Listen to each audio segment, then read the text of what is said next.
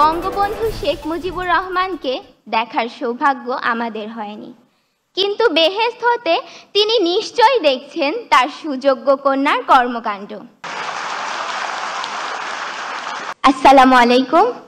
জাতির পিতার কন্যা মাননীয় প্রধানমন্ত্রী, আমি Nusrat Jahan Maliha, Hazaribagh girls school and কলেজের ৮ম শ্রেণীর শিক্ষার্থী।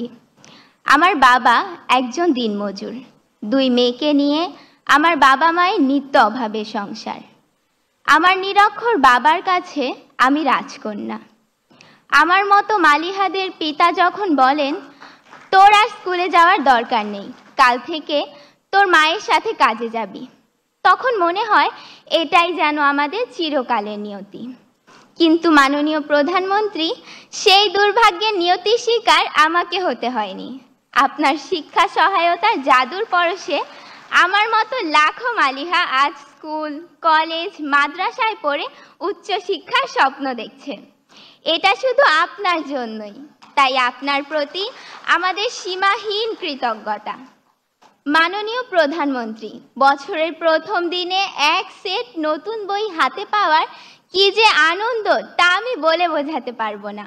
নতুন বইয়ের ঘ্রাণ নেয়ার সুযোগ আপনি আমাদেরকে করে দিয়েছেন। মাননীয় প্রধানমন্ত্রী, সর্বকালের সর্বশ্রেষ্ঠ বাঙালি, স্বাধীনতার মহান স্থপতি, বাংলাদেশের জাতির পিতা বঙ্গবন্ধু শেখ মুজিবুর রহমানকে দেখার সৌভাগ্য আমাদের হয়নি, কিন্তু বেহেশত হতে তিনি নিশ্চয়ই দেখছেন তার সুযোগ্য কন্যার কর্মকাণ্ড।